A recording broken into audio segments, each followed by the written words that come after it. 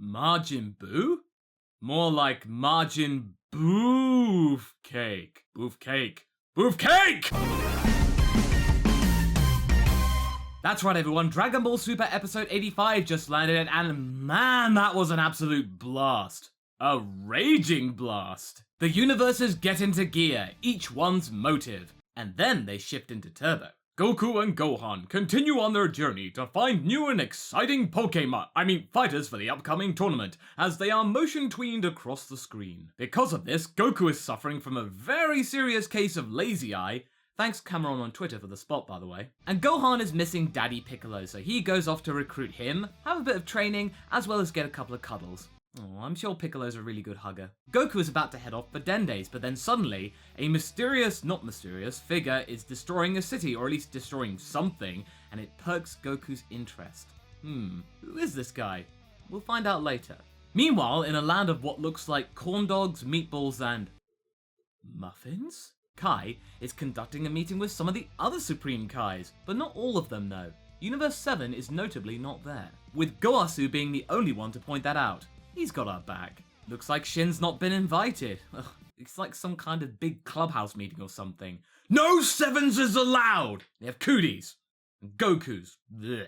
Naturally, Ro is feeling frustrated because he is being taken out of trying to find fighters, as well as being an overall douchebag, and he promptly exits the call. You won't be missed. What's this? A Supreme Kai that actually looks kind of tough and rough, and has a great big bushy beard? This guy, who actually is named Peru, would be great in strength debates because all he talks about are power levels and how that's the key to winning the Tournament of Power. But then Universe 3's Kai, Aya, gets into a bit of a fighting match with Peru in some kind of real life parallel, as Aya believes that intellect and battle planning and strategizing and theorizing is the key to victory in the Tournament of Power, whereas Peru disagrees. It's all about strength and power and levels and strength debates and power scaling! Oh my god, all I can see is the struggle that we DB tubers suffer with every single day. It's like they know, guys. Toei knows. Kai proposes that they all get together and go to the Omni King to ask for a stay of execution, or in this case erasure, so they can get their mortal levels up to a suitable level. Unfortunately, everyone seems to think that this won't work. Zeno's made his mind up and nothing can shift it. Otherwise, everything will get destroyed right there and then. It's a very valid point. That king's got a really terrible temper. Even the Bishonen one, Kuru of Universe 4, agrees with that sentiment, and oh my god, he's actually kinda handsome. Oh, it's like Perfect Cell all over again. The rest of them exit the call, whilst Kai is just left pondering about how good the call quality was. It wasn't that good. So what now? Well, it's time for Kai to call upon the fighters of Universe 11, most notably the Pride Troopers, and we'll see more of them later. Back on Earth, it turns out that Majin Buu has really been going at it since the exhibition match, as he and Mr. Satan have been training together. That is both bizarre and adorable. Goku naturally stops by to visit, and oh my god, wow, he looks so cool! He looks like a more alive version of Evil Buu. You know that one, that when Good Buu and Evil Buu split the first time?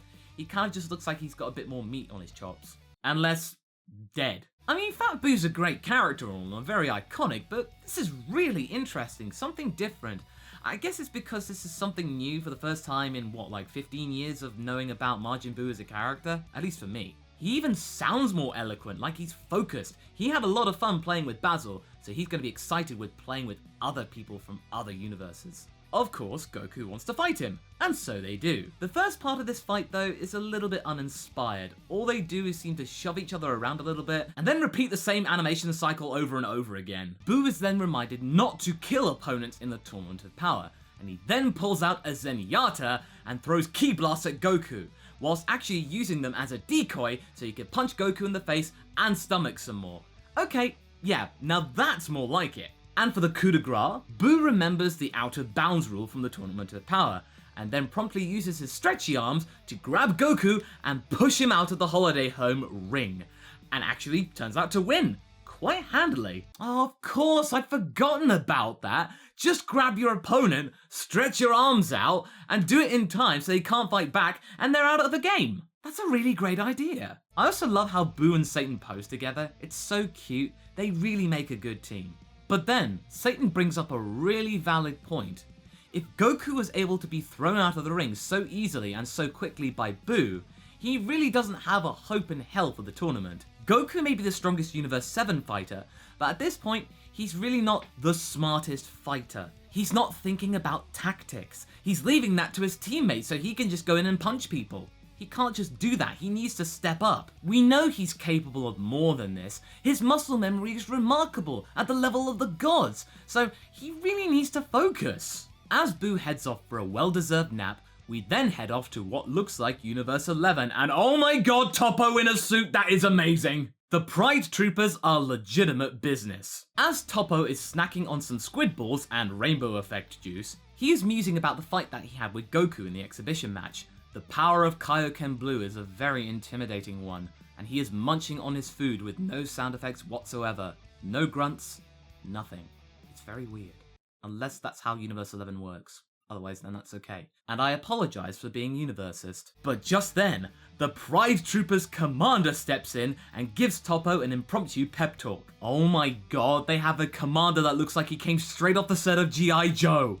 That's amazing. Toppo's just about to tell his colleague about the Universal Destruction dealie when Zordon requires them at the command center. I mean, there's trouble on planet Deldon and they have to go and deal with it. They have communicators as well! Oh my god, they have a jet. A giant whale space jet? Don't worry everyone, Space Rescue Whale is here! The Pride Troopers are the Power Rangers and the X-Men rolled into one. I am so giddy right now. Meanwhile, the Gods of Destruction are having their own meeting, organised by Champa, and like in the Kai meeting, the Universe 7 God of Destruction, Beerus, is not invited. Vardos brings up a good point. Many of us have been actually talking about up until this point.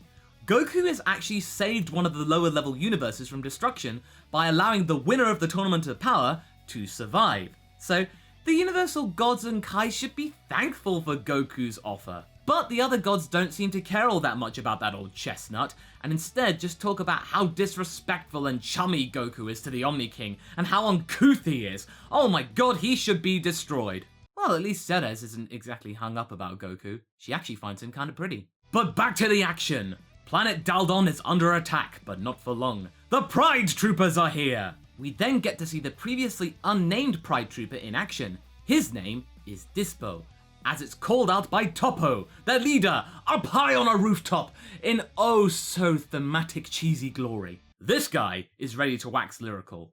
Roll call time! Explosions and all! Oh my god, this is so great. Sure enough, Toppo is ready to lead the charge and put an end to the evil Drakion. Very quickly, I might add. Oh man, this scene was just so amazing. I love Super Sentai and Power Rangers, and this just floated my boat so much. I want more of this in Dragon Ball. But the mood with the Pride Troopers isn't all that hot as they return home. Toppo informs the party about the Universal Destruction dealie, and this is where we first see Jiren.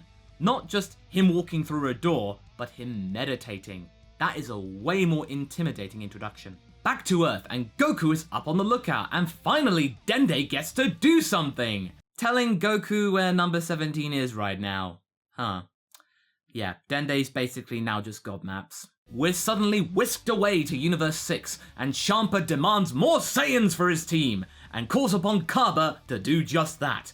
Ooh, foreshadowing, I think. We then finish off with a couple of shots of Gohan and Piccolo staring each other down, as well as number 17 driving a Jeep across his park.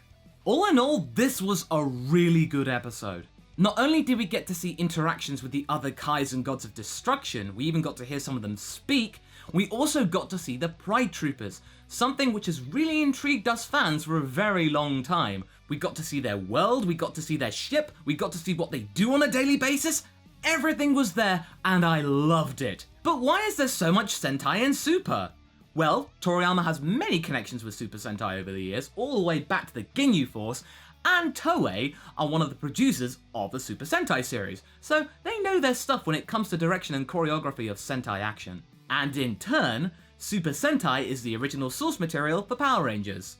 There you go. There were a couple of animation goofs, and some of Toei's line effect filters were a little janky in places. At one point, it looked like Mr. Satan had a lot of eyeshadow on, but they were few and far between other than that. Throughout the entire episode, I was invested, and I'm really beginning to build up confidence again for Super. This episode is exactly what we needed. Some more world building, More character reintroduction, as well as reinventing a couple of characters, and generally taking it easy when it comes to the pacing. We don't need to go at such a breakneck speed. We're happy as this is. We get to see the recruitment of the Universe 7 team, and then eventually we get to see them train together, and then we get to have the tournament. So we can take our time with this. We can even explore other universes as well.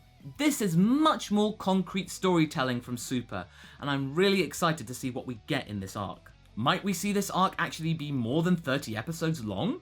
Well, maybe. In theory, we're halfway through a traditional Super arc, and we're nowhere near getting some hints of an end game. We're actually just halfway through establishing the team of Universe 7. So I think we're good. We can just take our time with this. I'm excited, and I hope that you are too. But anyway, that's my review of Dragon Ball Super Episode 85. Tune in next time for my review of Episode 86. Until the next one, be sure to like and subscribe. Catch you later.